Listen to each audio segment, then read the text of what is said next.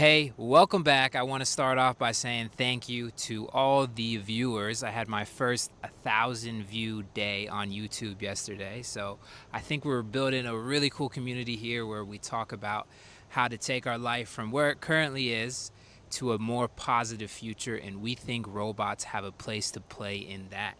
This is Robots for Good, episode number 2. We're going to start talking about how robots can help with our food system.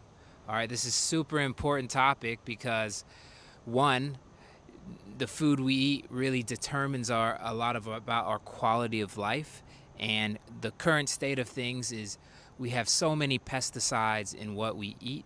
The FDA tells you 59% of all food consumed has pesticide residue on it. And I think something like 75% of fresh produce has pesticide residue on it.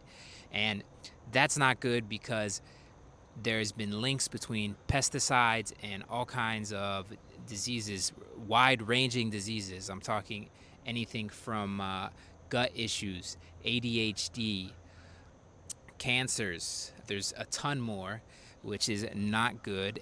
All these things affect our population. So we want to strive away from that, and robots give that opportunity. And second, generally looking at the world, still there's 8.2% of the world reported as chronically hungry, and we gotta do what we can. If you've ever been hungry, it's just not a good state to be in, and it's really important that we keep lowering that number. We don't want anyone just being in constant hunger. So robots, here's how they're going to help. I want to highlight first Tric Robotics. This company has a robot called Luna. Luna goes through fields autonomously and shines a UVC light. Now this UVC light, it eradicates pests, it eradicates mold, and this is the function of a lot of the things that we spray. So now we have an option to not use pesticides and treat our crops with UVC light. I'm super excited about this. Good job, Tric Robotics.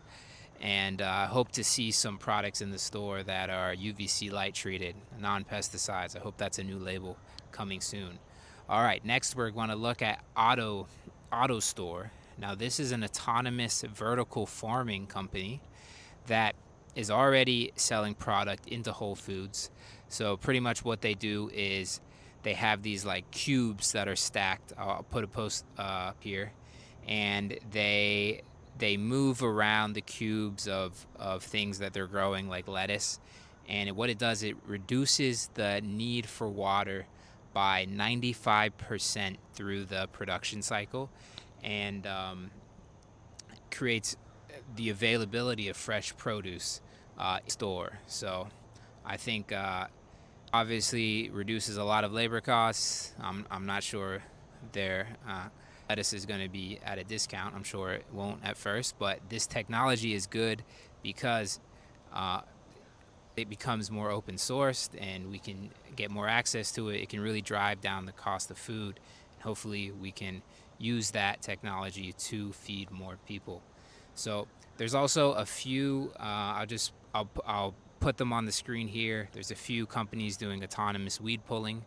That's going to help because it reduces the amount of herbicide. So it's super important here. The reasons I've stated today, someone's got to stand up for food. I think we have been. If we look 20 years ago, we didn't have a lot of these gluten-free, GMO-free options in our store. And I think the more we learn, the more we keep improving and keep improving. And with robots now, the problem has been we've improved, but the cost is astronomical. With robots, we can also keep that cost down because of the cost of labor. So I'm really hopeful for this. Of course, there's going to be those who driving the price high, but I hope a lot of this technology can become open source, can become used by the everyday person, so that we really we have a better relationship with what we eat.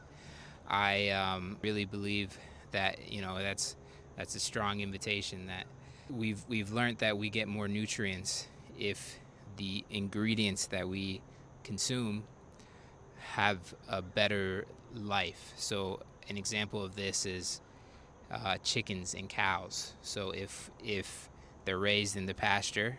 They have more nutrients, and people pay the premium for them because it tastes better. It's more nutrients, and they know that okay, I lived a good life, and now it's a better full cycle there. And I think we have this opportunity with plants too. I mean, we usually just consider the animals, but plants are living as well. And if you think about, I've heard that the nutrients in oranges have gone down.